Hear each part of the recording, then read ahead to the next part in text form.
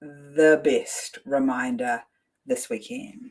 The best reminder about how long this stuff happens, how long this stuff takes to come to life. How long ago now? I want to say 7 years ago, made the decision that we wanted to set our businesses up so that we could be location free. It'd been a dream before that. We originally bought the business. We were like, we're going to work 6 months in New Zealand and then do 6 months in Thailand. But as the business grew, that just wasn't possible. Not in the way we'd built it, because we built it to be really reliant on us. And then we slowly got to a place where it's like, oh, look, we could do that. The business can run without us. We've got a great team. We've got great systems in place. It could absolutely work. And so about 7 years ago now, so what's that, 2017, Johnny and I actually set down a goal that we wanted to be able to run our businesses while traveling somewhere else. And on the weekend, we sold our car because we are just over 2 weeks out from leaving the country. So you're not crazy. It's totally okay. Everything in business, I think, takes longer and is harder than I anticipated when I started. And the reason for that is you just don't know what you don't know. Like, we didn't know what was going to be involved with getting everything set up in the house to Airbnb it. We didn't know what was going to be involved in building out the businesses so that we didn't have to be involved day to day. We had to think about how are people going to get contact with us on our phones, and how we're going to get all of our tech stuff where it needs to go if we're moving about all the time. How are we going to make all of that work?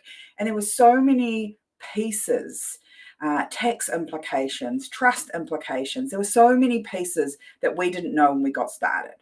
And it's the same in any business. When you get out into business, you've got out into it for a variety of different reasons. For the most part, most of us have done a job or a task somewhere else for someone else and gone, or seen someone else doing it and gone, I can do that. I could do that. Let me do that. And you've looked at one part of running the business and gone, I'm great at that. I can totally do that. In fact, I think I could probably do that better than they are. And you jumped out into business and then you went, oh, there's a whole lot of other stuff in here that I did not see, that I did not understand, that I did not think about. And now I've got to see it, think about it, understand it. And so it's okay. That's okay. You're not nuts. You're not crazy. You're not doing it wrong. It's just that when you got started, you had so much information and you made your decision based on that. It's what everybody does. Then once you get into business, you get more information. It's not the time to go, oh shit, get me out of here, panic. It's okay. You just have to work now to make getting out into business a great decision. And any decision that you're making, the fact that it's a good decision or not is not made in the moment of the making. We want to make a good decision, like don't make it from an emotional place, do some thinking about it, be rational about it, get some good advice. But good decisions are not made in that moment. They're made in the work that we do afterwards. They're made in the actions that we take afterwards to make it a great decision. It's the same with business. So when you get out into business, you don't make a great business in the moment that you decide to get into business. You make a great business as you go on that journey, as you learn more, as you take action. And so you're not crazy. It probably is taking you longer to get to those goals you set out. It probably is feeling harder. And that's okay, because as you go on this journey, you learn more, you understand more. Now, are there ways to shortcut it? Absolutely. You can buy an existing business. You can buy frameworks off people. You could dive into a franchise model. There are so many ways to get a little bit of a leg up and a step up on the journey. And still don't be surprised if it takes you longer than you anticipated. So like I say, 7 years ago, we made that decision to go, okay, we're going to start to blend our life and business in a way, really, let's be honest, the way that we had it back when we were in our 20s, wanted to get it, now we're in our 40s, back a little more like that. So there's more travel, there's more fun, there's more adventure, because the whole appeal of the 9 to 5, stay in a house, pay off a mortgage, send the kids to school, just wasn't there for us. So we wanted to get it a little bit different. We wanted to get our life and business blended in a way that was going to work for Johnny and I, and Scarlett, obviously, because she's going to come along. And it's taken us longer. We've had to do more things. We've had to think about more things. The external environment has absolutely impacted that. Government decisions over the last few years, weather, like all of that stuff has impacted our ability to get to this place where we can go. And now we're there. And it's very exciting. And it's been a journey to get there. And it's taken us a little while. So I think it's really important that you need a few things to help you on those days where you're like, what am I doing? Because there's going to be days where you're like, I think I'm crazy for getting into business. More than a few, probably. And that's okay. You've got to be crazy to do something that most other people will never do. Otherwise, you just be normal and have a job. And that's okay too. But you need a few things. So you need to be really, really clear about what you want from your business. And that's not just like, how much money do I want to make and how many employees do I want to have? You want to be really clear about, what is this business going to deliver our life? Because most women that I work with, we get out into business to get something from a life point of view. For most women that I talk with, it's about the freedom and the flexibility to do stuff for the people that they love.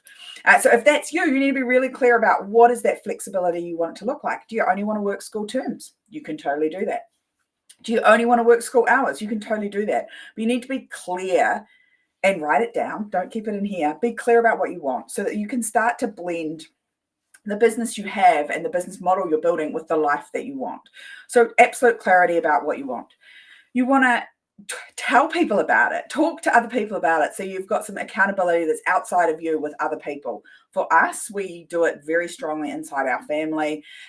Children are particularly good at holding you accountable, especially if they're bought into what it is you're trying to achieve. So for us, sharing the travel with Scarlett, she loves to travel, and so she's really anticipating us getting there and has been kind of been like, oh, when will we get there? When will we get there?